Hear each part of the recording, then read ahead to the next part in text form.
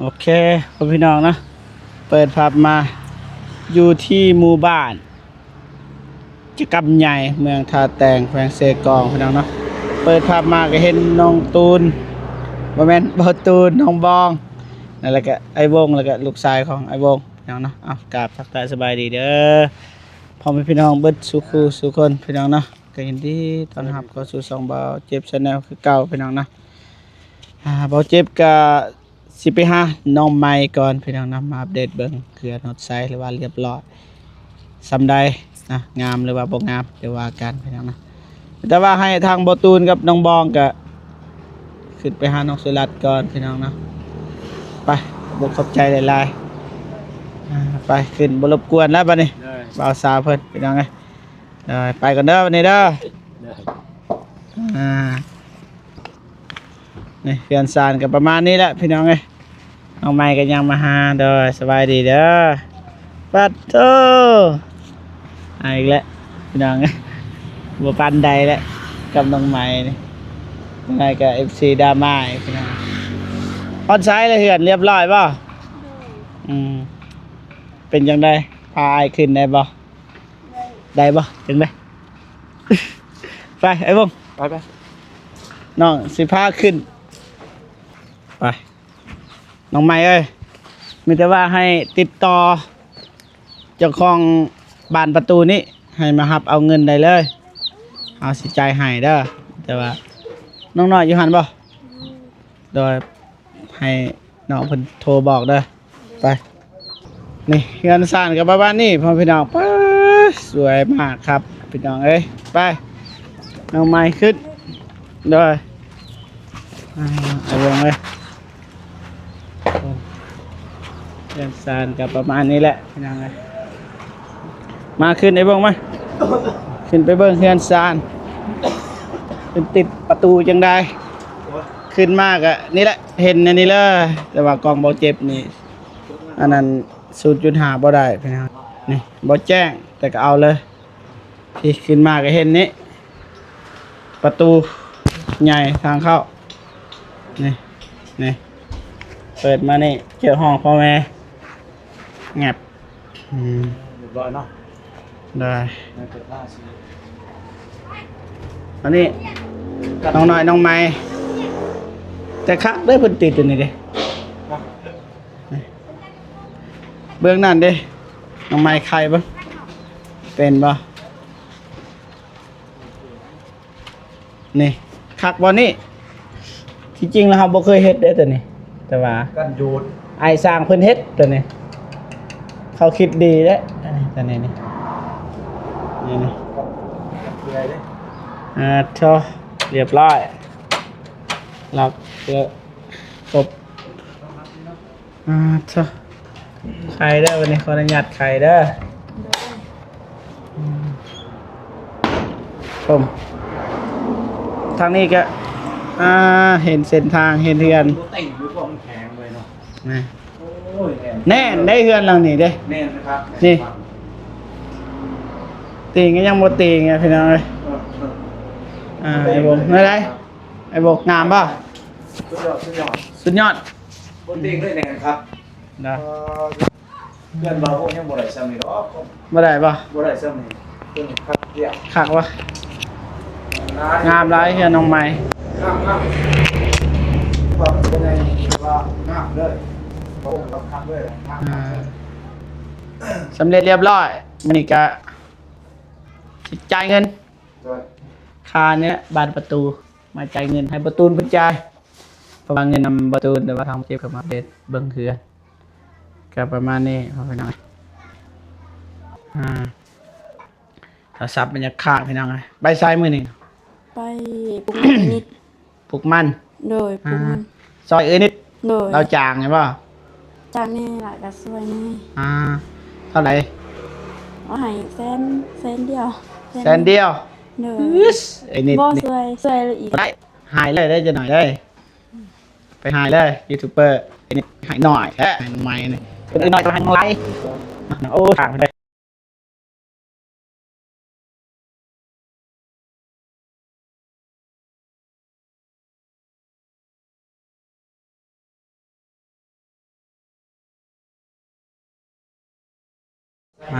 อันนี้พี่น้องเอ้ยมันเริ่มเย็นๆแล้วโทรศัพท์นี่ก็ได้นี่สวยสดงดงามดีใจนำเด้อน้องเด้อ โดย ไปวันนี้ลงลุมพี่น้องเอ้ยมันจะฮ้อนแน่อยู่เทิงนี่ก็ได้ไปครับผม ไป ลงจะได้ยังอัดก็ได้จะได้ขึ้นมาอัดป่าอันนี้ให้กันมันเย็น แต่ว่ามันมีรถนะมันขับประตูปุ๊บ ออกมาทางนี้ก็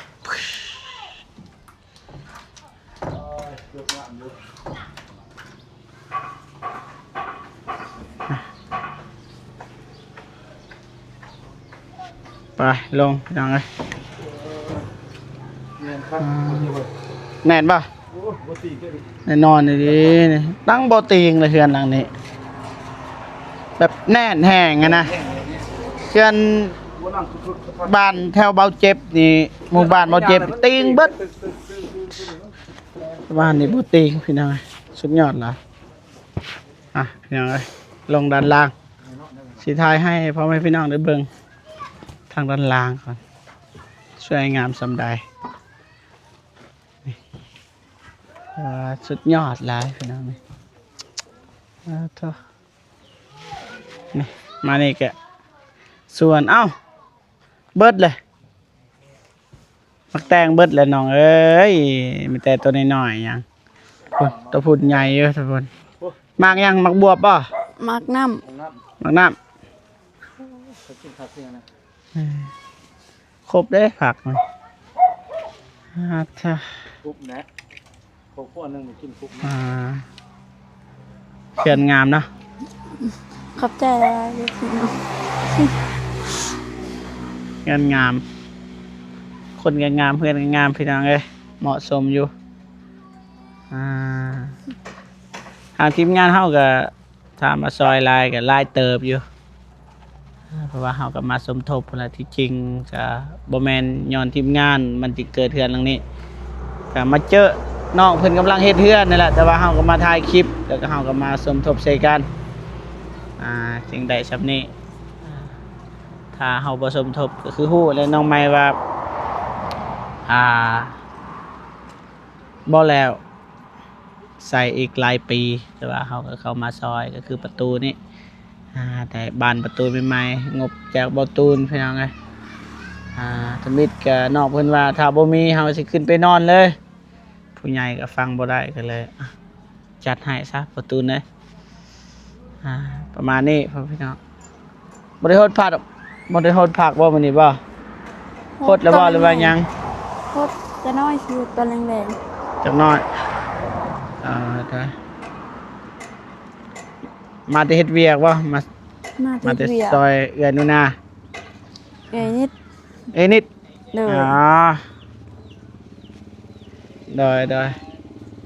มื้อใดสิขึ้นเฮือน มาท่านได้คืนเพราะว่าบ้านมีห้องน้ำนี่ ฮะ จีนห้องน้ำอีกเพอขนาดสิคืนบ่มีห้องน้ำบัดแค่เข้ามายังกับบ่มีวังสิทาย อ๋ออยากเฮ็ดห้องน้ำ โดย เอาบาดนี่ปัญหาใหญ่แล้วพี่น้องเอ้ยเฮ็ดห้องน้ำสิได้เงินไม่ได้ใช้บัดนี้ก็หลายปีอีกบาดนี่บ่ได้ขึ้นได้ไม่ได้ขึ้นไปนอนก่อนได้บ่ บ่บ่ได้นี่สิ บ่ได้ปะ โดย ขึ้นไปนอนก่อนก็บ่ได้ต้องหาห้องน้ำ โดย ไหนมาทางนี้ซะมันจะมืดไงทางนี้มันก็โอเคนี่มันโอ้แสดงว่าเข็ดห้องน้ำให้มันแล้วก่อน โดย นี่แหละซื้อสังกะสีมาแอมเลย ก็สิเก่าคือยัง แม่นี่สังกะสีเก่าอ้าวใหม่ก็ยังอยู่ได้ ไม่ก็ยัง อ้าวไปเบิ่งเอาเลยบาดนี้ใหม่ยังพอจะบ่ใหม่ในเฮ็ดห้องน้ำนี่พอจะว่าตามน้องคิดว่า พ่อ น่าจะพอได้บ่ง พ่อ น้ำเหรอ โดย แม่นเฮ็ดห้องน้ำพ่อบ่สำนี้ไม่ได้ซื้ออิฐบล็อกไปเฮ็ดอันนี้หลังคามันนี่ใหม่นี่ เรียบร้อยเพราะ พอบ่สังกะสีเบิ่งนับเอาเบิ่งไอ้วง ปุ๊บพวกอะไรทั้งสิ้น ฮะ 3 4 5 6ปุ๊บนี่ปุ๊บเก็บแผงเพาะ พ่อป่ะ พ่อซื้อซีกับพ่อเลย อ้าวบ้านนี้ดำเนินเลย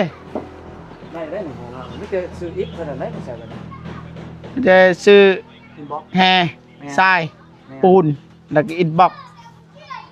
ได้เดี๋ยวนี้ตัวนี้ก็ไล่ได้เลย อิฐบล็อกนี่เฮ็ดห้องน้ำนี่2ห้อง ก็สิว่าจะก่อนผมในใจตัว ประมาณมื้อไอ้ ประมาณคิดว่า100ป้ายก็สิพอเดือน50 บ่พอ พอว่ากัน300 300ว่าขนาดมันห้องเดียวไหนอ่ะ 3ห้อง ทำห้องใหญ่ไม่ เอาบ่แม่น2ห้องเอา300ปลายเด้อนะ ประมาณ300ป้ายเพื่อไว้ 300บอก 5,000อยู่นี่หรือว่า 6,000 6 5 30 3ล้าน3ล้านก็100ปลาย150เหรียญแล้วก็ซื้อปูนจักสอบตามอ้ายคิดว่า ปูนเลยวะ โดย คือสิประมาณอยู่6 สอบ 7 สอบนี่นะ 6 7สอบกับปืนเลยเด้ ในประเทศที่ แล้วก็แห่เด้ เนี่ยเอาซ้ำครึ่งเม็ดโกะ เครื่องเม็ดก้อนแล้วก็ทราย ใช่เอาซ้ำเม็ดก่อนนึงเอาซ้ำก่อน เพราะว่าเฮาได้ก่อน้ำ เป็นในโกนับเนี่ยใช่ป่ะเม็ดก่อนนึงใช่ แสดงว่าถ้าไอตีเลยเฉลี่ยเลยซื้อปูนซื้อแห่ซื้อทรายบอกประมาณอยู่3ลัดหรือว่า2ลัดไปแต่ว่าเบาเจ็บก็เคยเฮ็ดเบาตุนนี่เราเคยเฮ็ดตรงน้ำ แม่มาตุน อันนั้นยังจะฮู้อยู่อ่าถ้าตีเฉลี่ยกลมๆเนี่ย5ล้านเฮ็ดได้บ่ห้องน้ำ หน้าจะเกิดเลยเกิดอะไรอยู่ เพราะว่าห้องน้ำในแต่ถ้าห้องน้ำนอก เราอะไรข้างบนนับเนี่ยทำให้งานทำเองไม่เกิดอะไรสิ แม่น วันมันไหลไปเลย พอดีอันดงมาแล้วพอดีสิถามเลย นี่ ยายอันดงผู้เชี่ยวชาญพี่น้องเอ้ยพูนอันดงพอดีเลยผู้เชี่ยวชาญมาแล้วพี่น้อง จำของน้ำมึงบ้อง บายดีเด้อเด้อ เดี๋ยวจะได้ดูไก่ บายดีเด้อมาพี่แลนมาเลยแลนมาเลย ไม่ไหวจะต้องให้แน่นเอา บอนงพี่น้องเอ้ย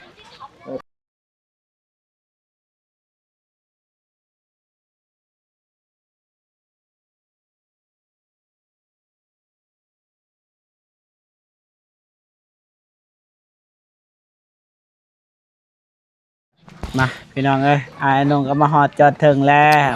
ไม่แต่ว่าสิปรึกษาเรื่องห้องน้ำเพราะว่าอายนงนี่มีประสบการณ์แล้วเรื่องเฮ็ดห้องน้ำนี่อยากถามว่าไม้อันนี้นี่พอบ่ โอ้ นี่เด้ โอ้ยเรืออีก เรือเลย เนี่ย ฮัทเธอสังกะสีเด้ พอ พ่อ เลยจักแพน ลูกเพน โอ้ยพอ แต่ว่าอยากเฮ็ด2ห้องได้อะ จักเม็ด นี่แหละใหญ่ๆแน่นั่นนึง 3 เม็ดบ่3 เม็ดคูณ3 เม็ด3 เม็ดคูณ2 เม็ดของน้ำเท่านั้นแหละเนี่ยกว้างนี่2 เม็ดโอ้ย2 เม็ดใหญ่เด้เม็ดหา แผ่น ได้ บ่ เนาะ แผ่นการน้องจังซี่เด้อห้องหนึงมันจะว่าห้องปัสสาวะโดยตรง โดย ห้องหนึงแหละอาบได้แล้วก็ปัสสาวะได้ เด้อ เฮ็ด2ห้องแบบนั้น บ่มีบล็อกบ่เลือดใส่ตะไม้บ่ เดี๋ยวน้องสิถามอาอีกตัวอย่างว่าบล็อกนี่เฮาต้องซื้อเท่าไหร่ เป็นทำแบบนี้ คันว่าซ้ อะไร ำซ้ำห้องน้ำมันก็เด้ยนี่3 เม็ดปลายดิ แม่ คู น ณเม็ด8ตัวนี้ก็ถืออยู่บางนุ่งซื้อตอนนั้น300เนาะ300ยังเหลือ อืมพอดีเลย ประมาณ น้อง 200 คิดจังซั่น300 200ก่อนก็พอ200หา น้องอยากได้2เม็ดคูณ3 ได้300ก่อน โอเคแล้วก็ นั่นเด้สองล่มเด้อสองล่มนี่เอา6 สองลม6พอดี แล้วก็ซื้อปูนซื้อแห่ซื้อทราย แนวละครึ่งพอ นั่นละเครื่องเบิด โบกบ่ อ่ะ คันโบกนี่กาซ้ายนี่ลดหน่อยพอดีงาม โบกประหยัดก่อน ประหยัด ประหยัด นี่เอาแนวละครึ่งพอ ปูนจักสอบประมาณ ปูนนี่ประมาณทากอนี่ประมาณประมาณในวงว่าน่ะ 6 สอบ อ่า ก็แต่ว่านี่ก็ยังบ่พอได้6 6บ่พอป่ะ แต่ว่าเฮาประหยัดได้แต่ ประหยัดบ่ต้อง บ่สิ้นเปลือง ต้องบกมันเปลือง 6แล้วก็เท่นี่ห้องละ2 เอามาซอง มันจังหน้านี่งามเขาได้ปั๊บ เอานะ แน่นอนก็เลยนี่ห้องละ ใหญ่บ่คือกันเด้อันนั้น1ห้องธรรมดาห้องอาบนี่ใหญ่แน่นิดนึง โดยเอาซีปุ่นแดงซีปุ่นเขียว6 รวม เป็น เป็น10ซอบ 10ครึ่งต้นเพียง แล้วก็ให้อ้ายสรุปเลยตัวมีกับตัวบ่มีตัวบ่มีเนี่ยเขาซื้อเพิ่มใช้เงินประมาณเท่าใด มันเด้อ ตามอ้ายขึ้น บล็อกนี่มันถืออยู่ 6,000เนาะ ต่อย เพราะว่ามันขึ้นแล้วเนี่ยน้ำมันขึ้นเด้ มา เขาสิบ่ขายแล้ว5,000คือจัง 6,000เอาอะไร6,000เลย 6,000ก่อน6,000มันถือ300กับ368ล้าน8เนาะ ล้านแปด อืม ล้านแปดแล้วก็ลายปูน ปูนกับซอบ1 80 10ซอบ 10ซอบกับ8 แสน รวมตัวนั้นมันไหลเลยเนาะ ได้ได้ ปูนแดงปูนหยังก็มันซ้ำกันแหละเดินกัน5,000ซื่อ 800,000 800,000 แสนบวกตัวบางยาล้านเท่าไรก็ ล้าน6 นั่นโห ล้าน6พอดี 2ล้านสี่ แม่นล้าน6บ่ แม่น 2ล้าน4 6 3 18นั่นแม่นล้าน8 ล้านเปล้านเป 2ล้าน6อ่ะ2ล้าน6 2ล้านหก แล้วก็ซื้อแห่ แฮกะแฮกับทราย แม่นนำกันเลยใส่นำกันเลย แต่ล้านนึง2ล้านเลย 2ล้านเลย คันละล้าน พอดี 4ล้านหกมัน 4ล้าน6 เลย แสดงว่าเฮ็ดห้องน้ำต้องใส่เงิน 10,000ถ้าเป็นเงินบาทก็10,000 หมื่นเลยเนาะ เนาะหลักหมื่นเนาะ กับประตูเด้ ประตูนี่ก็ล้านป้าย ประตู 2วงก็เอาตัวย่างบ่ ตัวอย่างซะ ตัวย่างนี่สิถึงแน่เนาะ แม่นมันเป็นสุดเลย มันถืออยู่900,000เนาะล้าน8 ล้าน8พอดีเท่าไหร่ 10,000นั่นแหละ พอดีหมื่นเลย หมื่นกว่า หมื่นคันเงินเรียนก็300 โดย 300เหรียญนี่จบของน้ำได้เลยเพราะว่า ได้ ขุดไปเด้ ซื้อเรียบร้อยเนาะ ขุดไว้ แต่มันต่ำโพด อ่ะ ฮะเอาคืนนี่บ่ มันสิขุดตื้มอีกนี่ขุด น้อยเลยเนาะห้องทอตะไดทอเป็นทอ100แล้ว8เต็ด 80จ้ะ หมอคันเฮ็ดนี่สิให้พ่อน้องใหม่ขุดอีกนี่ขุดบ่อนนี้อีกแล้วว่าขุดทางหลัง ตัวนี้เคยใส่แล้วบ่ บ่หยัง จักปอก2ปอก โอ้บ่ได้ เนาะ แต่ว่ากระยาและห้องนี่ห้องถ่ายเด็กก็บ่อนนี้ก็ห้องอาบเอาก็เฮ็ดให้มันใหญ่กว่านี้อีกขุดทางหลังก็ได้ คุณยังใส่ปอกใหม่บ่ บ่ต้องใช้เปาะโอ้บ่ได้เลย ปอก ใช้ ปอกนี่กระเทินนี่2ปอก มันจะซื้อเพิ่ม บ่ถึงปีแล้วนี่ แม่นเอาคัน อ๋อตัวนี้บ่ได้แบบนี้บ่เฮ็ด บ่ได้ บ่เฮ็ดมันสิเต็ม เต็ม เต็มยากเลย มันมิน เม่น มันอยู่ใน ไม่ หัว แต่แนะนำพุ่นไปขุดอยู่พุ่นแต่ก็เอาปอกนี่มาใส่ ดึง แล้ว อ ก็ อก ซื้อเพิ่ม ซื้อเพิ่ม ปอกเท่าไหร่เนาะนี่ซื้ออยู่นี่เขาเคยซื้อใกล้ๆนี่ ตัวนี้ ไอ้ ตัวน้อยตัวนี้ แม่น สิประมาณ300,000นี่แหละตัวน้อย ตัวใหญ่ ตัวใหญ่ 500,000 มันประมาณ500,000 600,000เอาซื้อตอนนั้นหั่น300,000ไปเพราะว่าของน้องเดิมหั่นมันถือได้ตอนนั้นราคา FC นำแน่บัดนี้ FC ก็บ่ได้แล้วจุกกัน น้ำมันบ่มี น้ำมันบ่มีบ่ได้เด้อ เป็นกัน ไม่แต่ว่า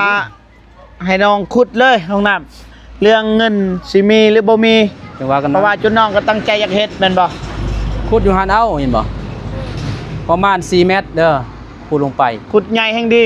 ใหญ่เม็ดหนึงเด้อเม็ดหนึง เอาทอใหญ่ใส่เม็ดนึง ใส่ท่อใหญ่บ่ใส่ตัวนี้ เอานะเอาอันนี้เด้80ดีกว่าแต่ว่าให้มันเลิก 80ก็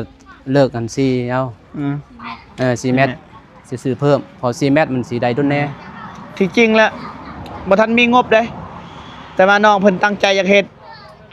แล้วได้น้องเพิ่นก็เฮ็ดนะคันบอกอะบ่ทันได้คืนเฮือนนะก็เฮ็ดเลย บ่มีห้องน้ำ เพ เนาะ ราะว่าไม้ก็มีเด้ถ้าเฮามีเงินนี่จักเล็กจักน้อยก็มาสมทบใส่กันถ้าบ่มีก็จุดน้องก็ตั้งใจอยาก หมื่ เฮ็ น ด ป้ายแหละประมาณ18,000นั่นแหละเขาซองนั่นแหละการมันถือปอกเด้ 18,000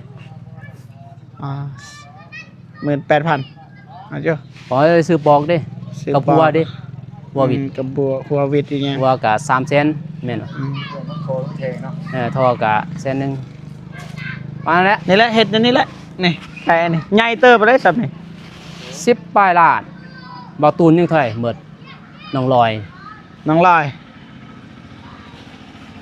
ก็ได้แนวน้องลอย พกบ่ มาฮอด10นะ พกบ่ 5 ประหยัด ล้าน เด้น้อยๆห้องน้อย ประหยัด ห้องน้อย ขุดก็พอน้องลอยขุดเอง น้องก็เด้อยัง10ปลาย แล้วเฮาก็เองอีกอยู่หั่น อืม ก็ซอยกัน นี่ตัวนี้นี่สิรุดพรนี่2อันสิบ่ถึง10 เพราะว่าใหม่เรางามเด้ อืม อันนี้ยาว 7-8ล้าน7-8ล้านนี่แหละ 7-8ล้านป่ะ รวมหมด 300เอา400ซะ 400แล้วเนี่ย 400เหรียญพี่น้องเอ้ย พอ อ่า เฮ็ดเองได้นี่ เฮ็ดเอง บ่แม่นจ้างเด้คันจ้างนี่ต่าง แม่น เออ จ้างสร้างอีก จ้าง แต่ว่าก็ เฮ็ด ค่อยๆเฮ็ดนั่นแหละ ก็3-4คนมามือหนึงก็แล้วก็ บ่ต้องเฮ็ดเซาเฮ็ดคือน้องลอย เฮ็ดแนวนั้นแหละ เอาเหล็กขัดเอา ประหยัด ซื้อเหล็กซื้ออิหยัง โยซำใดเนาะ ได้ใส่ซ้ำสิใส่มา ซื้อเหล็กซื้ออิหยังก็ บ่ซื้อก็ได้นะเหล็ก ซื้อ100เหรียญ บ่เป็นหยังดอกเนาะคัดขึ้น แม่นคัดเอาครับ น้องก็เด้อยังบ่ได้ใส่เหล็ก เอาได้ใส่ป่ะ ปัดอยู่หัวก็บ่ได้ใส่เหล็กนะบ่เท่ก็ได้ อืม เอาซื้อเหล็กลวดหัด แม่นคือ เออ เฮ็ดกับบ่ตูนอยู่หั่นเด้ เหล็กลวดก็อยู่แหละบ่จำเป็นต้องเอาเหล็กใน อันนี้ก็อยู่ด้านหลังไงนะ เหล็กลวดตัวใหญ่ๆนี่เด้ แม่นมันมีตัวเซ็น เกียร์เบิกกับ4 5หอบแต่เพื่อสมัยตะกี้ ตัวนี้ ใส่ นี่บ่ได้อีกตัวนี้คันอยากเฮ็ดติดตัวนี้มากตัวนี้ บ่นี่ก็ได้แล้วนี่บ่มาก็ได้นี่ ตัวมา อันนี้ ไหน แดนเขาได้ ใส่ แม่นเขาบอก พุ่นเลย พูดดินี่เด้ บ่หลังคามันสิไปทางนั้นเด้ ฮอดหั่นไหนมันก็ได้แล้ว3เมตรนี่กว้างเด้เจ๊ กว้างป่ะ โดยพุ่น3เมตรปลายเด้นี่อย่าเข้า4เมตร3เมตรเด้จังได๋3เมตรเต็ม3เมตรคูณ 2 2เมตรได้แล้วนี่ขุดอยู่นี่ก็ได้มันบอกขุดอยู่นี้ขุดใหม่เอาขึ้นนี้มาใส่ บ่จะขุดทางหลังก็ได้แล้วแต่ มันใกล้เด้อ ซื้อทอเส้นหนึ่งก็ฮอดอยู่ หอดอยู่แต่มัน มันยาวเกินเนาะ บ่จำเป็นดอก พื้นที่เด้บางทีตาคตเพิ่นบ่ฮู้ เนาะเฮ็ด นี่เนี่ยเฮ็ดเนาะ แม่นเอาอยู่ใส่ก็ได้ นี่เด้อขุดอยู่นี่แล้วก็มันก็ได้แล้ว2เมตรนี่ แม่น โอ้ได้ น้ำที่น้ำเป็นคุณเด้อ พอดีงามนางมากกับพอดีบ่เปียก อ่า จูเสียหันเด้อ สุดย พอ อด แต่อนามัย โอ้น้องบ่ อนามัยงามก็ ทำความสะอาดบ่ยากตัดทิ่มโอ้เสียดายเว้ย อันนี้อันนี้ให้อานุ่งตัดเลย เอามือ บ่ได้ดอก ไม่ได้เนาะบ่น้องบ่ กำลังได้นี่สุกเลยนี่ แก้ได้เลยตัว จะแก่แล้วนี่พอดีนะพอดีขุดแล้วนี่ก็พอดีงามสุก แม่นแต่จังซั่นเด้อน้องใหม่เด้ออ่าแต่เฮ็ดโลดอยากเฮ็ดหยังก็เฮ็ด พอ ถ้า เฮ็ด มีงบทางอ้ายก็สิซอย ดีแล้วมันเลื่อยเนาะพอดีงามเลย ดีแล้วเด้อ ใหม่ก็ยังนี่พอดีงามใหม่ก็เรือใหม่ บ่ใหม่ที่จริงน่ะงามเลยพุ่น งาม นี่ เรือ คันจะเฮ็ดเสาก็ได้นี่เสาทางหลัง บ่เฮ็ดนะ แต่ว่าเสาไม้อันบ่คัก อยู่บ่ดน เจอกับปูนนี่เบิดเลยเสาเหล็ก มันโดก ยัง โดกได้สีน้ำตัวยังเลยเขาใส่ โดกเบิดเลย มันแต่ เขาใส่อันนั้น คือว่านั่นคือสูตรไอ้อนงนั่นแหละบ่ต้องใส่เสา งั้นแบบก็เลยแบบ เพราะว่าอยู่เฮือนน้องก็บ่ได้ใส่เสาเด้ บ่ใส่นะ ยังอยู่ไอ้วงใส่เสาป่ะ อาจสิกอยังบ่ได้ใส่ดอกไอ้วงใส่บ่ ใส่ไอ้วงห้องน้ำ ใส่เสาบ่ ห้องน้ำไม้ เอาน้ำไหม อืม ไม่แต่เท นี่คือ เอาใส่งบประหยัดเด้อ ใส่ก็ประหยัดเอา อันนี้ก็ได้นี่ใส่งบประหยัด แต่ต้อง ไม้นี่เรือเนาะไอ้อนงเนาะ เหลือ พุ่น โอ้10 บาท5-6โตตัดครึ่งอะไรนี่มันยาวเลยตัดครึ่งเหลือ มันแต่ยังสั่นเด้อ หาโต6โต ไปไม่แต่อาบน้ำอาบในซะเห็นน้องเพิ่นมาก็สิอาบน้ำหรือว่าสิ โอ้ หด ไปปลูกมันเห็นอยู่ แม่น เพราะว่าสิแวะอยู่แต่ว่ามัน หรือว่าหดสวนหดมอนก็แล้วแต่ อืม บางทีทางทีมงานเฮาอยากอัปเดต1ข้าว1น้ำ นี่เนาะ งามว่ะ งาม แน่นได้นี่ ผู้แรงกระดาษบ้าน เพื่อนแถวบ้านน้องบ่ฮอดได้สำนี้ขึ้นบ่เต็งเลย อันนี้คือเบิ่งตะวิดโอ้สิบ่ยุ่นิดบ่สุดท้ายโอ้ค่ะ แม่เพื่อ เสื้ออยู่สา สาม มคูเลยแล้วก็มันบกวงเนาะมันแหน บ่กวางมันเนี่ย สัดส่วนมันคือมัน โอ้นี่เท่าไหร่นี่ได้บ่50บ่ อนาคตอีกปีหนึง ฮ้อน50 ถ้าน้องทวีกับน้องทวงมีบุญ อยากเห็นแบบนี้ นี่เนาะ ถ้าน้องๆเพิ่นมีบุญได้ถ้าบ่มีบุญก็จักสิว่าล่ะ แล้วแต่นะแล้วแต่บุญกุศลในเฮ็ดสร้างเราก็ ไป บ่ได้นั่นนะพี่น้อง อ่ เนาะ าคนน้องบองก็มาท่าเลยพี่น้องเอ้ยไปเกียม ไปดีเด้ออ่า อืม สิไม่เมื่อยเลยพี่น้องเอ้ยเดินทางกับทีมงาน จนเมื่อยพี่น้อง โอ้ย ไอ้น้องขอบใจหลาย ก็ธรรมดาอยู่เนาะ ๆ สิรถแนงนี่ แต่สิจบคลิปก่อนให้พี่น้องเอ้ยเพราะว่าไฟแบตเบิดโอเคพอพี่น้องเนาะบ่าวเจ็บก็สิจบคลิปก่อนนะจังได๋ก็ขอบอกขอบใจขอบคุญขอบคุณ FC หรือว่าผู้ใหญ่ใจบุญทุกท่านที่เข้ามาช่วยเหลือครอบครัวของน้องไม้น้องน้อยนะจังได๋ก็ขออวยพรให้นะพ่อแม่หรือว่า FC ผู้ใหญ่ใจบุญทุกท่านนะจงมีแต่ความสุขสุขภาพแข็งแรงขอให้อายุมันคนยืนนะความเจ็บบ่ให้ได้ความไข้บ่ให้มีปรารถนาสิ่งใดขอให้ได้สิ่งนั้นสาธุเจอกันคลิปหน้าพี่น้องนะสำหรับคลิปนี้ให้ทีมงานเพิ่นอัปเดตต่อนะสบายดีไปบ๊ายบายพี่น้อง